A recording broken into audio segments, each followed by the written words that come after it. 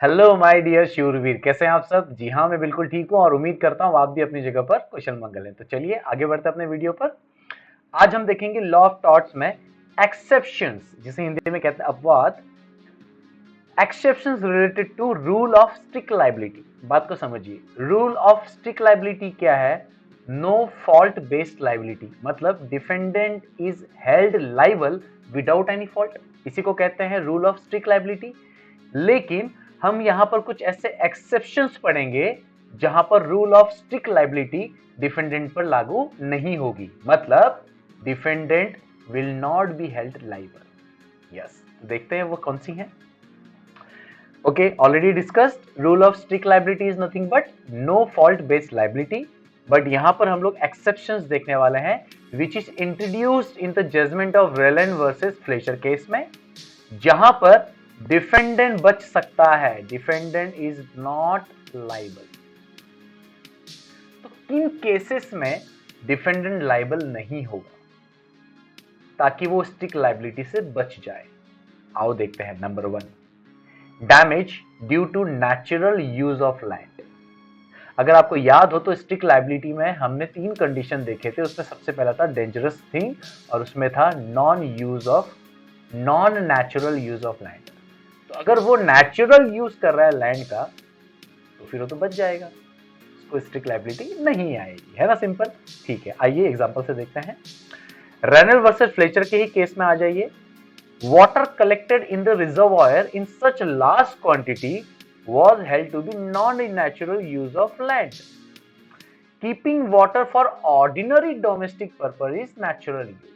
सही बात है, अगर आप डोमेस्टिक पर्पस के लिए पानी को इकट्ठा कर रहे हो तो वो नेचुरल यूज है। लेकिन यहां पर क्या हो रहा है, आप सिर्फ अपने हित के लिए आप क्या करते हो, कमर्शियल वे में लार्ज क्वांटिटी में रिजर्वायर बना रहे हो, है ना। और ऐसा तो है नहीं कि अगर आपकी मील है तो रिजर्वायर बनाना कंपलसरी है, ऐसा तो कहीं बोला नहीं गया है। आप अपने खुद के फायदे के लिए एक बड़ा सा रिजर्वायर बना रहे हो क्योंकि आपकी अपनी जगह है, ठीक है। लेकिन अगर उससे किसी को नुकसान होता है तो फिर भैया आपकी जिम्मेदारी भी है, क्योंकि रिजर्वायर बनाना मील के लिए is not necessary. Are you getting point? Yes. तो रेनल वर्सेस फ्लेचर में यही हुआ था कि रिजर्वायर बनाना तुम्हारे लिए कोई नेसेसरी नहीं था, ठीक है कि नहीं, कंपल्शन नहीं था, इसलिए वो non natural use of land था। लेकिन अगर आप डोमेस्टिक पर्पस के लिए यूज करते हो तो वो नेचुरल यूज है डोमेस्टिक पर्पस के लिए। इसलिए यहां पर लिखा गया things not essentially dangerous which is common for a person to have own his own land, मतलब which is common for a person, common होना चाहिए। एग्जाम्पल के तौर पर वाटर पाइप इंस्टॉलेशन। अरे भैया, अब घर है, कमर्शियल हो, कुछ भी हो, water pipe installation is a common thing. कहीं से पानी का सप्लाई आना तो चाहिए, तो उसके लिए पाइप कनेक्शन चाहिए। Necessary wiring of supplying electricals. अब तुम अपने घर की बात करो या कमर्शियल जगह की बात करो, इलेक्ट्रिसिटी तो चाहिए, तो उसके लिए अगर आप इलेक्ट्रिसिटी सप्लाई का काम करते हो तो उसमें कोई गलत नहीं है। आई मीन ये सब नेचुरल यूज है, आप समझ रहे, ये सब नेचुरल यूज है, कॉमन थिंग्स है। Working of mines and minerals on land. अब माइन एंड मिनरल का काम आप वही करोगे जहां पर ये चीजें, जहां पर खदान के काम होते हैं, जहां पर यही चीजें होती हैं, तो वहां पर ये सब काम करना भी नेचुरल यूज ऑफ लैंड है। Etcetera fall under the category of natural use of land. आपको मैं बता दूं, नेचुरल यूज ऑफ लैंड बहुत बड़ा कंसेप्ट है, लेकिन मैं यहाँ पर बस सिंपल वे में समझाने की कोशिश कर रहा हूं कि जहां पर जो चीज की जरूरत नहीं है फिर भी आपने वो चीज वहां बना दी, तो भैया वो non natural use of land है, जो रेनल वर्सेस फ्लेचर के केस में था। इसीलिए उसको बोला गया डेंजरस थिंग। अब ये चीजें यहाँ पर, ये देखिए ये वाले एग्जाम्पल, अगर आप ये वाले एग्जाम्पल की वजह से अगर कुछ नुकसान होता है तो ये तो डैमेज जो हुआ है वो due to natural use of land है, तो भाई आप स्ट्रिक्ट रूल से बच जाओगे, तो डिफेंडेंट जो है लाइबल नहीं होगा। Is that clear?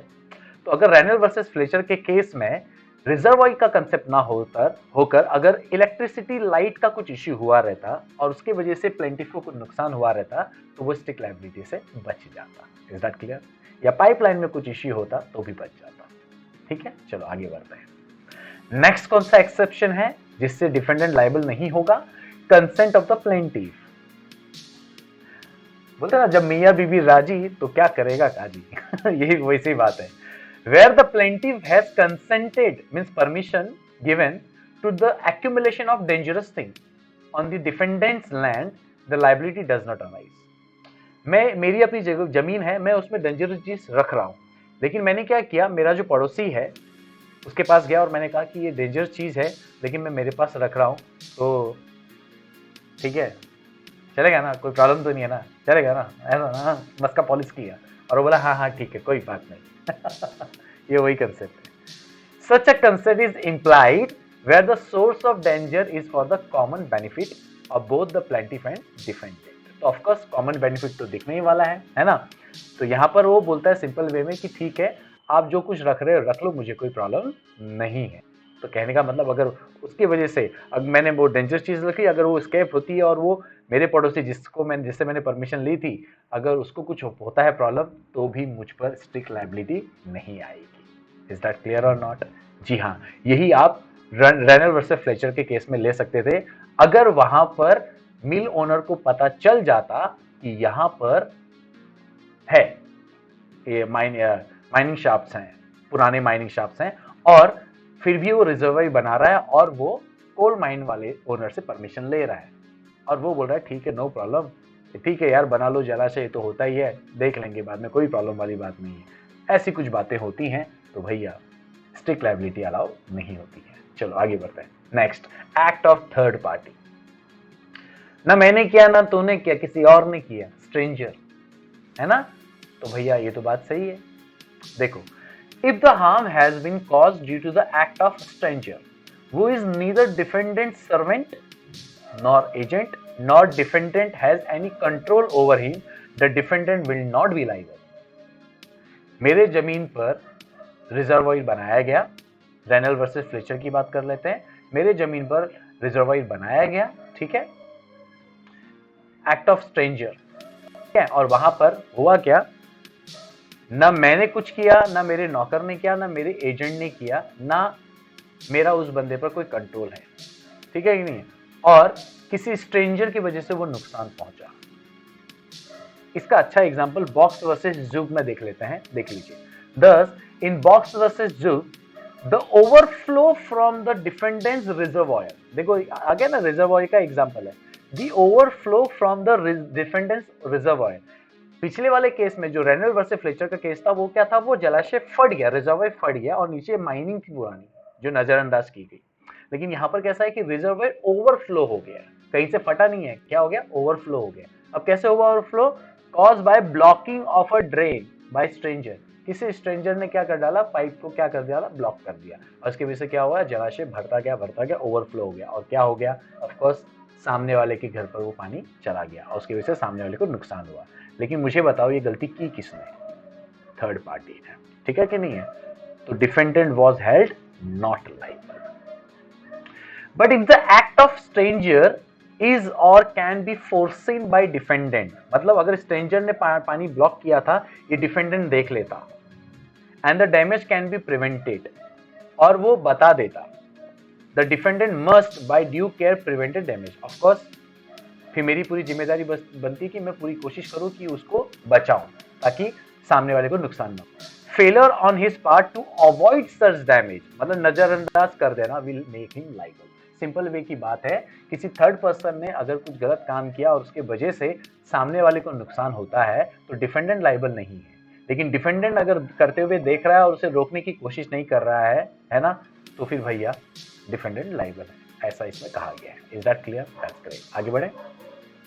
नेक्स्ट क्या है, स्टैट्यूटरी अथॉरिटी, मींस गवर्नमेंट से परमिशन लिया गया है। Public bodies storing water, gas, electricity and the like are by statute exempted from liability if taken reasonable care। yes obviously जो public bodies हैं, जो government हैं, गवर्नमेंट की जो डिपार्टमेंट्स हैं, है ना, स्टोरिंग वाटर, गैस, इलेक्ट्रिसिटी, हमारे घर में सिलेंडर आता है ना, तो ये सिलेंडर कहीं ना कहीं स्टोर तो होता होगा, वैसी बातें हैं। तो वो लोग क्या है, एग्जेम्प्ट है बाय डिफॉल्ट, लेकिन रीजनेबल केयर लेना चाहिए। ऐसा नहीं कि बस खुले सांड की तरह छोड़ दिया चीजों को, नहीं, रीजनेबल केयर तो होना चाहिए।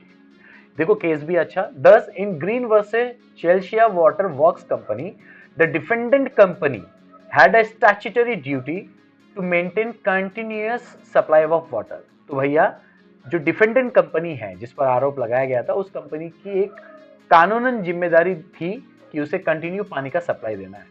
A water main pipe belonging to the company burst without any fault on its parts. As a consequences, because of that, plaintiff's premises were flooded with water. तो plaintiff की जो जगह थी वो पानी से भर गई. It was held that company was not liable. Defendant is not liable as the company was engaged in performing statutory duty. Statutory authority. Is that clear? तो अगर ऐसा भी केस आता है तो भैया वो एक्सेप्शन से बच जाता है. Is that clear? तो कहने का मतलब अगर वो जलाशय जो रेनॉल्ड्स वर्सेस फ्लेचर के केस में आ जाए, अगर वो जलाशय कानूनन तौर पर बताया जाता कि नहीं तुम्हें बनाना ही पड़ेगा वो रिजर्वायर, है ना, और अगर ऐसा कुछ होता तो शायद वो बच जाता. चलो आगे बढ़ते हैं. Next, act of God. भगवान के सामने तो कौन है भैया, है ना. परिवर्तन जीवन का नियम है. प्रकृति हर समय बदलती रहती है और इसे कोई रोक नहीं सकता और इसे कोई जान भी नहीं सकता. सही बात है. तो यहाँ पर यही लिखा है, दिख रहा है देखो किस तरह के फ्लड आ रहे हैं, ये आ रहे हैं, है ना. तो इसके वजह से अगर कुछ भी नुकसान होता है तो ऑफकोर्स डिफेंडेंट लायबल नहीं होगा क्योंकि ये किसी भी इंसान के कंट्रोल में नहीं है. तो डिफेंडेंट क्या. If an escape is caused through natural causes and without human intervention, circumstances which no human foresight can provide against and of which human prudence, human की जो समझदारी है, is not bound to recognize the possibilities, then there is said to be exist the defense of act of God. तो defence बन जाएगा act of God और उसके वजह से जो है डिफेंडेंट लायबल नहीं होता है. Is that clear? मतलब सिंपल सी बात है. रेनॉल्ड्स वर्सेस फ्लेचर के केस में जो रिजर्वायर है, जो नीचे माइनिंग शॉप था उसको भूल जाओ, जो बड़ा सा रिजर्वायर बनाया है, मान लो अचानक अर्थक्वेक आया और उसमें क्रैक आ गया और पानी गिरकर नेबर के पास चला गया, तो भैया ये एक्ट ऑफ गॉड में आएगा और उसे एक्सेप्शन मिल जाएगा और इस बेस पर डिफेंडेंट लायबल नहीं होगा, है ना. चलो आगे.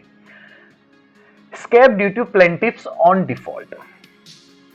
प्लेंटिफ की खुद की गलती से वो स्केप हुआ. तो ऑफकोर्स यार मेरी जमीन पर मैंने कुछ चीज रखी है, डेंजरस चीज, और प्लेंटिफ की वजह से वो डेंजरस चीज स्केप हो गया और उसको ही नुकसान हुआ, तो उसमें मेरी क्या गलती.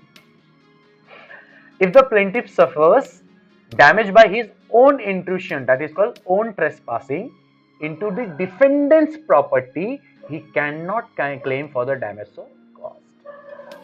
मतलब मान लो मेरा फायर का पटाखे की दुकान है और जो बंदा है प्लेंटिफ है मेरे पास आया और वो यूज कर रहा है और वो फटने लगा और हाथ जल गया उसका, वो अपने पर केस नहीं कर सकता है. समझ में आ रहा है क्यों? क्योंकि भैया escape due to plaintiff's on default. तो इसके लिए एग्जांपल बहुत अच्छा है पॉन्टिंग वर्सेस नोक्स का. देखो ध्यान से. द प्लेंटिफ्स हॉर्स, देखो भाई कैसा ललचा रहा है, देखो. द प्लेंटिफ्स हॉर्स डाइड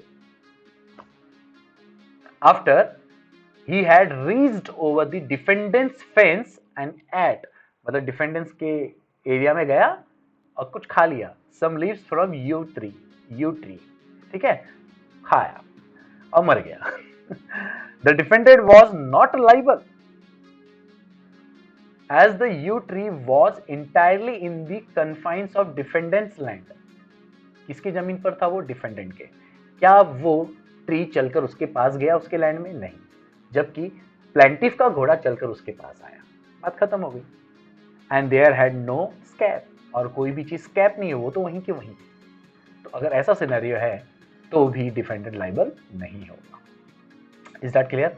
तो देखो इंपॉर्टेंट फैक्ट्स तो हम लोग अभी ध्यान में करेंगे, लेकिन आपको एक चीज समझा दूं क्योंकि आप बार बार आपके मन में ये जरूर आएगा कि सर अभी थोड़ी देर पहले आपने पिछले वीडियो में बोला था कि स्ट्रिक्ट लायबिलिटी है, मतलब डिफेंडेंट लायबल होगा विदाउट फॉल्ट, और यहां पर अभी उसको एक्सेप्शन मिल गया है. देखिए बात को समझिए. स्ट्रिक्ट लायबिलिटी बोली है, एब्सोल्यूट लायबिलिटी नहीं बोली है. स्ट्रिक्ट लायबिलिटी, इसको सिंपल वे में बोल देख लीजिए ना, बोलते ना अरे यार वो बंदा स्ट्रिक्ट है, बराबर है स्ट्रिक्ट है, लेकिन कभी तो सॉफ्ट हो सकता है ना. हाँ, तो वैसे ही है, स्ट्रिक्ट लायबिलिटी है लेकिन उसमें कुछ ना कुछ एक्सेप्शंस हैं. अगर वो एक्सेप्शंस सामने दिखते हैं तो भैया वो स्ट्रिक्ट लायबिलिटी आप पर लागू नहीं है. लेकिन अगर एब्सोल्यूट लायबिलिटी है तो भैया कोई एक्सेप्शंस नहीं है. हम बोलते हैं ना एब्सोल्युटली, बिल्कुल. हाँ, तो एब्सोल्यूट लायबिलिटी मतलब बिल्कुल लायबिलिटी मिलेगी उसको, उसके लिए कोई एक्सेप्शंस नहीं है, वो बाद में देखेंगे. चलो अभी जितना भी हमने इतना कुछ बोला उसको शॉर्ट में रिकैप कर लें.